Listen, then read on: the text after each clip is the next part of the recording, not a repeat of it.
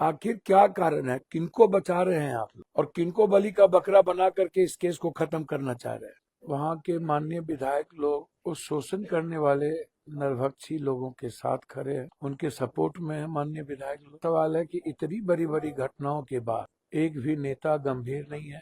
पक्ष और विपक्ष इस पर लड़ने और संघर्ष करने को तैयार नहीं है। बिहार में ना तो कोई पदाधिकारी इतनी बड़ी घटनाओं को में गंभीरता दिखा रही है और ना ही कोई नेता। ये सब कुछ इतना गंभीर विषय को प्रेम प्रसंग में परिवर्तन कर देना और उसको हत्या नहीं मानना, हॉस्टल मालिक को बचाना, ये क्या है? मैं एयरपोर्ट पे हूँ, मुझे लगा आपसे कुछ बात करनी चाहिए। हम आज एक और हॉस्पिटल गए थे, हॉस्टल परफेक्ट हॉस्टल, जहाँ 6 तारीख को ही हमारे बच्ची ने आत्महत्या की। पुलिस के मुताबिक प्रेम प्रसंग, ये प्रेम प्रसंग कैसे हो?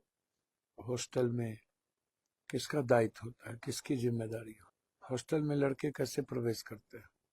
ये सब कुछ इतना गंभीर विषय को प्रेम प्रसंग में परिवर्तन कर देना और उसको हत्या नहीं मानना, हॉस्टल मालिक को बचाना, ये क्या है? परफेक्ट हॉस्टल मालिक कौन है और क्यों सही ढंग से इस पर इन्वेस्टिगेशन नहीं हुई? और वो लड़के कैसे गए? और ना जाने हमारी लाखों बच्ची कैसे हॉस्टल के लापरवाही के कारण मौत की शिकार हो जाती है और ऐसे हॉस्टल मालिक पर कार्रवाई क्यों नहीं होती है?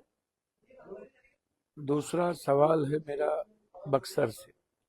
हमारी बच्ची ट्विस्ट कोचिंग पढ़ने जा रही थी, 3 मनचले लड़के ने हमारी बच्ची के साथ बारी बारी से शोषण किया।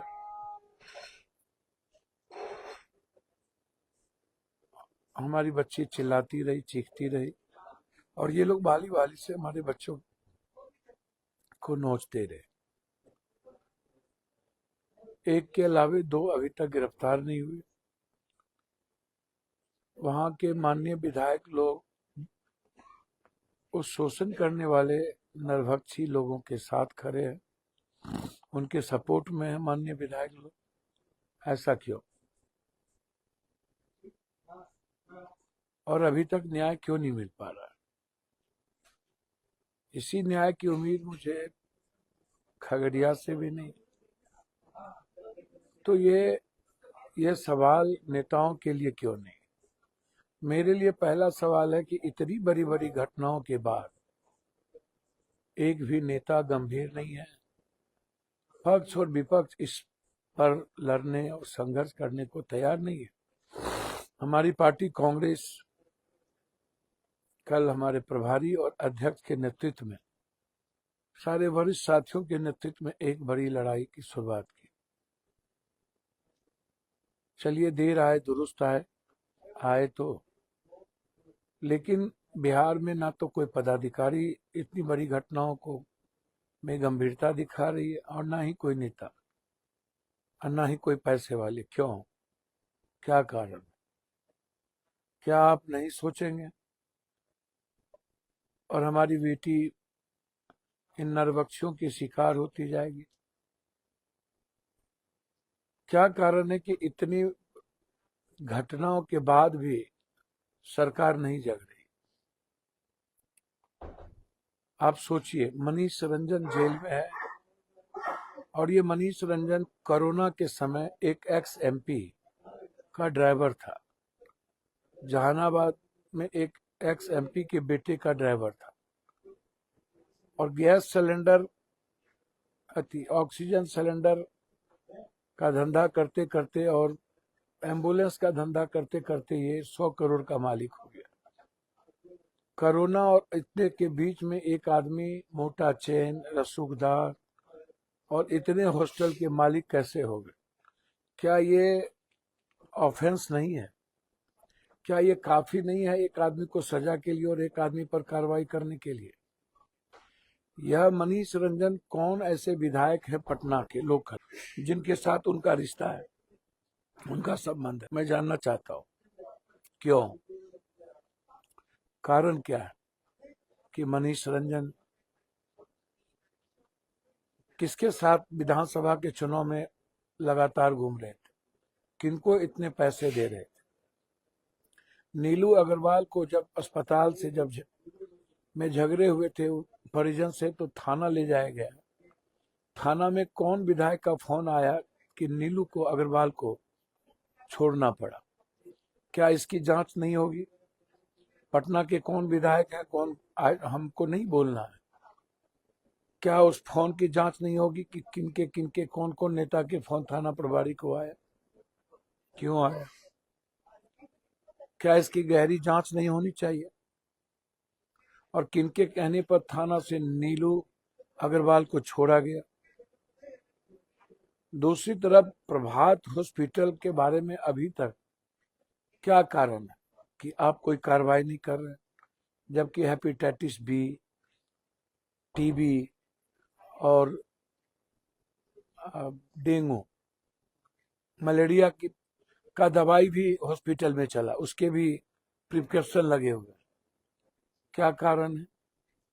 आप लगातार प्रेम प्रसंग और डायरी, कोई पत्रकार है डायरी डायरी डायरी चिल्ला रहा है, ये क्या बात है भाई?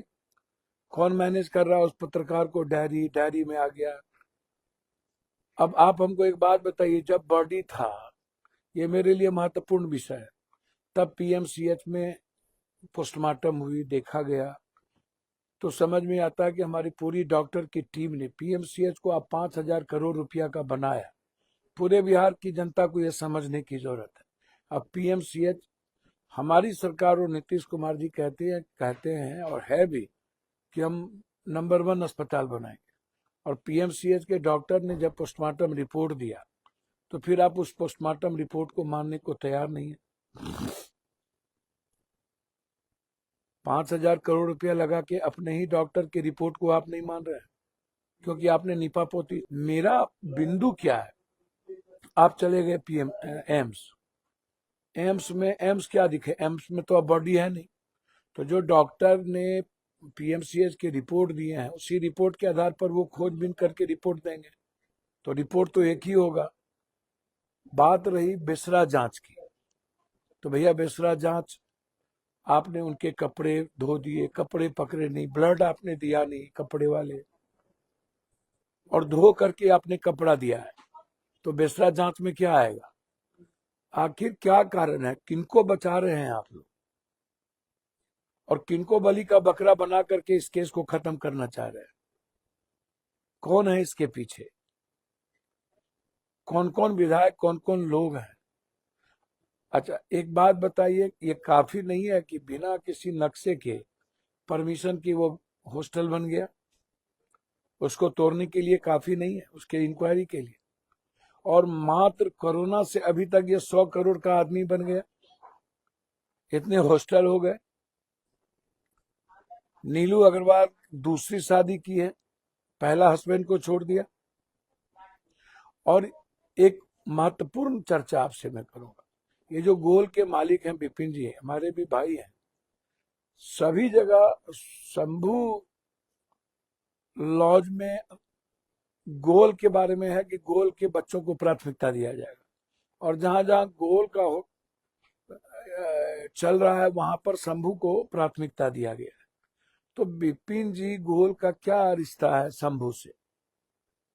क्या इस एंगल पर काम हो रहा है? क्या आपने चर्चा की कि विपिन और शंभू अग्रवाल के बारे में क्या चर्चा हुई? तो बेसरा रिपोर्ट किस आधार पर आएगा जब आपने कपड़ा ही धो के दिया, कपड़े में कुछ है ही नहीं, और उसके बाद ब्लड आपने दिया, ले नहीं पाए, ब्लड पहले ही साफ कर दिया था, तो बेसरा रिपोर्ट क्या आएगा? क्योंकि जब आप पीएमसीएच में सारी चीजें, सीटी स्कैन आ गई, माथे में चोट है, तो क्या अपने माथा फाड़ लिया वो? और आप बार बार घर के एंगल को, और आप बकवास आप लोग किए जा रहे हैं। घर से वो बच्ची आई, अकेले आई, माँ छोड़ने गई। यदि वो डिप्रेस में होती या कोई ऐसा मामला होता तो अकेले माँ छोड़ देती और अकेले बच्ची आती, और अकेले जब आई फुटेज है, और उसके बाद जब 6 तारीख को कोई फुटेज नहीं है, सीसीटीवी पर मेरा सवाल है क्यों बंद है? जब वो प्रेम प्रसंग होता और बच्ची खुद कुछ करती है तो कैसे हुआ? तो कौन लोग हैं? यदि कोई नहीं है, हॉस्टल कौन आया? तो हॉस्टल कैसे आया? तो इसीलिए मेरा ये सवाल है, पहला कि बिस्रा रिपोर्ट, आप पीएमसीएच की रिपोर्ट को मानने को तैयार क्यों नहीं है? क्योंकि वो सरकारी रिपोर्ट है, एम्स भी सरकार का है। तो दोनों में अंतर क्या है? क्या आप नीपापोती नहीं करना चाह रहे हैं? पुलिस किसको बचाना चाह रही है? एक तरफ मनीष रंजन इतने अकूट पैसे कहां से कमा लिए, उन पर बुलडोजर नहीं चल रहा है। दूसरी तरफ प्रभात अस्पताल क्यों ले जाया गया, और वहां टीबी से लेके हेपेटाइटिस बी से लेके मलेरिया से लेके सब दवाई कैसे आप चला दिए? क्या ये काफी नहीं है उस अस्पताल को के कैंसिलेशन के लिए, कि बिना रोक के आपने सारी दवाई चला दी? तीसरी तरफ बिस्रा रिपोर्ट में आपने जब कुछ दिया ही नहीं, आप सब कुछ खत्म करने की तैयारी में है, तो आप कैसे करेंगे भैया? तो बस मेरा ये सवाल है, जरा बिहार की जनता और सभी बच्चों से आग्रह करेंगे कि अपनी बहन को, अपनी बेटी को क्या आप सुरक्षित नहीं देखना चाहते? क्या ये आवाज नहीं उठनी चाहिए? क्या हॉस्टल पूरा का पूरा दरिंदों के हाथ में नहीं है? क्या इसके जो विलेन है नेता पदाधिकारी और पैसे वाले नहीं है? क्या इस विलेन को पहचानना नहीं चाहिए, जो हमारे बच्चों पर गिद्ध दृष्टि रखते हैं? 1 जनवरी को गिद्ध दृष्टि रखेंगे, पर्व में गिद्ध दृष्टि रखेंगे, क्यों?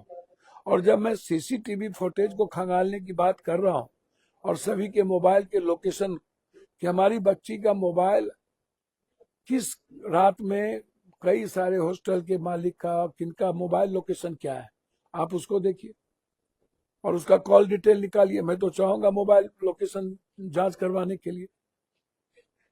तो मैं इन नरभक्षी नेताओं से और नरभक्षी पदाधिकारी और नरभक्षी पैसे वालों से मैं चाहूंगा अपनी बच्ची को बचाना। और ये हॉस्टल के जो नरभक्षी लोग हैं, रावण लोग हैं, कंस लोग हैं, ये कंप्लीट रूप से इन नरभक्षियों के साथ मिले हुए हैं। पैसे के रसूख पर ये हॉस्टल खोलते हैं, हॉस्पिटल को खरीदते हैं और थाना को पैसा दे करके ये गलत सारे करतूत करते हैं। इसको समझिए, इसको निपापोती करने का पूरा प्रयास किया जा रहा है और बड़े लेवल पर किया जा रहा है। मैं चाहूंगा ये आवाज दबनी नहीं चाहिए। और बिस्रा रिपोर्ट पर भरोसा मत कीजिएगा, क्योंकि बिस्रा रिपोर्ट को पूरी तरीके से साजिशन खत्म कर दिया गया और कपड़े सही नहीं दिए गए हैं। और पीएमसीएच का पोस्टमार्टम क्यों माना नहीं जा रहा है, और गोल और नीलू अग्रवाल का क्या संबंध है? थाने में नीलू अग्रवाल को किसने छुड़ाया? नीलू अग्रवाल जब हमारे परिवार के लोगों से लड़ाई लड़ा तो फिर वहां से थाने ले जाए गए, तो छुड़वाया किसने? एक एक्स एमपी के बेटे के गाड़ी पर रहने के बावजूद और ऑक्सीजन में गड़बड़ी करने के बावजूद इतने कम समय में पेट्रोल पंप हो जाना, अस्पताल में शेयरदार हो जाना और सेक्स रैकेट चलाना, इसके लिए काफी नहीं और उसको नहीं लिया गया, और ना ही थाना प्रभारी को आज तक सस्पेंड किया गया? क्या काफी नहीं है जिसने फर्द बयान नहीं लिया, जो इतने पेचीदा बना दिया गया? तो ये किसको बचाने की तैयारी? मेरा रिक्वेस्ट है कि मत किसी को बचाइए। सबकी बच्ची है, मेरा कोई किसी से दुश्मनी नहीं है, ना मुझे कोई लेना देना नहीं है, लेकिन मैं चाहूंगा कि सबकी बच्ची को बचाने के लिए हम सबको आगे आना चाहिए, आवाज उठाना चाहिए और पीएमसीएच के रिपोर्ट पर हमें कार्रवाई करना चाहिए। और पीएमसीएच का रिपोर्ट कहता है कि बच्ची के साथ शारीरिक संबंध बनाने की पूरी कोशिश हुई है। और अब उसमें आगे मैं नहीं कुछ कहूंगा, मेरी भी कोई ये मर्यादाएं हैं, लेकिन मैं जरूर कहूंगा कि सारे हॉस्टल, लगभग 90-95% हॉस्टल के मालिक या हॉस्टल चलाने वाला प्रबंधक नेता पदाधिकारियों और पैसे वालों को परोसता है। इससे हम सबको बचना चाहिए और पुनः एक बार आवाज उठाना चाहिए, अन्यथा इस केस को रफा दफा कर दिया जाएगा। धन्यवाद, नमस्कार।